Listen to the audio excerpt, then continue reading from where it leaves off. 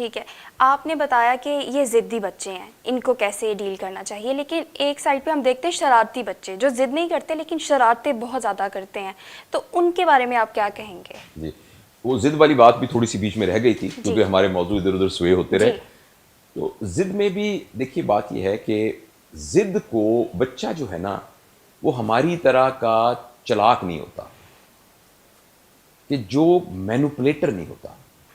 دیکھیے نا، میں آپ سے کوئی بات کروں تو میں بڑا ہونے کی وجہ سے نا میں نے اتنی چلاکیاں سیکھ لی ہیں کہ ہو سکتا ہے جو میں بات کہہ رہا ہوں اس کا وہ مطلب نہ ہو اور صحیح. میرا کوئی ویسٹڈ انٹرسٹ ہے جس کی بنیاد پر میں کوئی بات کر رہا ہوں. ہم بڑے ہی چلاکیاں سیکھ جاتے ہیں. اچھا، بچے یہ چلاکیاں نہیں سیکھتے.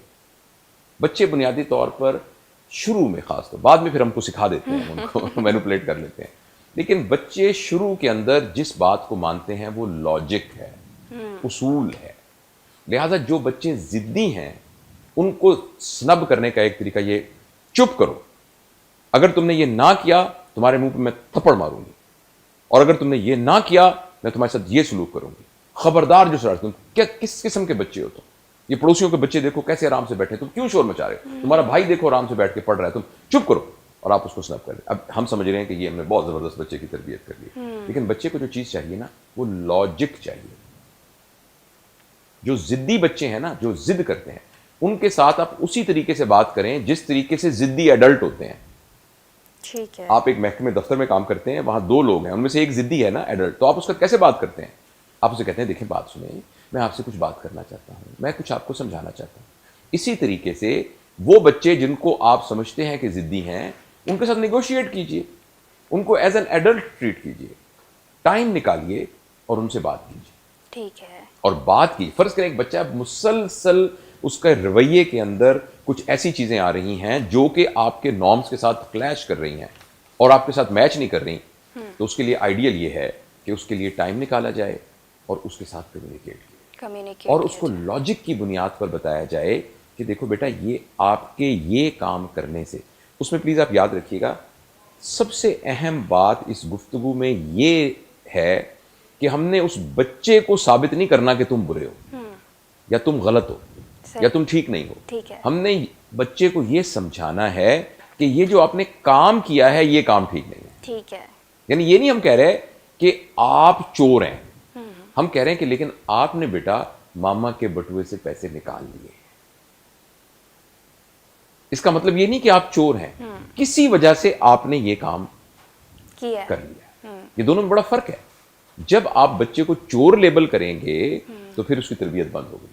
جب آپ اس کو یہ سمجھانے کی کوشش کریں گے کہ یہ جو تم سے ہو گیا ہے نا، کہ کسی وجہ سے تمہیں تو ہو سکتا ہے تمہیں کوئی اسکول میں کوئی چیز چاہیے ہو سکتا ہے تم نے کسی غریب کی مدد کرنی ہو، ہمیں کیا پتا بھائی، ہو سکتا ہے تم نے کسی بھوکے کو کھانا کھلانا ہو آپ کے اسکول میں ہو، تو بہت ساری آپشن. تو آپ نے سوچا کہ ممی کے بٹوے سے پیسے نکال لیں. تو جب بھی ہم بچے سے نیگوشیٹ کریں تو جن کو ہم ضدی بچہ کہہ رہے ہیں تو ان کو لیبل کرنے کی بجائے، ان کے بارے میں ججمنٹل ہونے کی بجائے، ان کے بارے میں اپنی حتمی رائے ٹھونس کے یہ فیصلہ کرنے کہ یہ بالکل یہ تو ہمارے کام سے گیا، اس کی بجائے آپ اس بچے کے اس ایکٹ کو ڈسکس کریں کہ یار کسی وجہ سے نا یہ تم بٹوے سے پیسے 2-3 دفعہ تم نے نکالے، اس کو ذرا دیکھیں کہ یار یہ کیا چیز ہے. تو اس میں آپ اس کو برا نہیں کہہ رہے، اس کے ایکٹ کو سمجھنے کی کوشش کر رہے ہیں اور اس کو بھی سمجھانے کی کوشش کر رہے ہیں. تو یہ، لیکن میں آپ کو پھر دوبارہ عرض کروں جیسے آپ نے سمجھانے کی کوشش کی، سب سے خطرناک کام سمجھانے کی کوشش کرنا ہوتا ہے، لیکن سب سے ضروری کام سمجھنے کی کوشش کرنا ہوتا ہے. جس کو آپ نے سمجھانا ہے نا، آپ اس کو سمجھا ہی نہیں سکتے جب تک آپ اس کو سمجھ نہیں سکتے. دیکھیں نا، ایک آدمی سگریٹ پی رہا ہے، ایک آدمی نشہ کر رہا ہے، ایک آدمی مسلسل ایک مصیبت میں پڑا ہوا ہے. آپ دیکھیں نا کہ ہم کوئی بھی نہیں چاہے گا کہ اس کے منہ سے بدبو آئے، کوئی بھی نہیں چاہے گا اس کو معدے کا کینسر اور پھیپھڑوں کا کینسر ہو، کوئی بھی نہیں چاہے گا. ڈبی پہ لکھا ہوا ہے کہ یہ کینسر کرتا ہے لیکن وہ سگریٹ پیے جا رہا ہے. تو اب اس کو ہم سمجھانا چاہ رہے ہیں، لیکن اس سے بہت ضروری یہ ہے کہ پہلے ہم اس کو سمجھیں تو صحیح. تو سمجھانے کے عمل میں آپ ایک تقریر کر کے واپس آ جائیں گے، اور وہ تقریر ایسے ہی ہوگی کہ جیسے وہ ہوتا ہے نا، آپ نے پلاسٹک کا کوئی شرٹ پہنی ہوئی اور اس کے اوپر بارش گر رہی ہو تو وہ تو سارے قطرے بہہ جاتی ہے. اور ایک بہت زبردست مصرع ہے فیض کا کہ جس طرح بند دریچوں پہ گرے بارش سنگ. دروازے جب بند ہوتے ہیں تو باہر جو بھی بارش ہوتی ہے اس سے کیا فرق پڑتا ہے. تو جب آپ لوگوں کو سمجھانے کی کوشش کر رہے ہوتے ہیں، خاص طور پہ بچوں میں، دروازہ تو ان کا بند ہوتا ہے. آپ کبھی ٹرائی کر کے دیکھیں کہ جب بچہ آتا ہے نا جو بہت برے بیہیویئر کے ساتھ میں سمجھاتی ہوں جتنی دیر آپ بولتے جاتے ہیں نا تو بچے نے حساب لگایا ہوتا ہے کہ یہ ماما یا بابا یا ٹیچر یہ 15 منٹ ہے بس یہ اوکھا سکھا گزارا کرنا ہے. وہ 15 منٹ کبھی ادھر دیکھ کر کبھی ادھر دیکھ کر کبھی سر کو جا کر وہ گزار, لیکن اس پہ کچھ بھی نہیں. لیکن اس کے مقابلے میں اگر آپ کی کمیونیکیشن سمجھانے سے زیادہ سمجھنے پر فوکس کریں.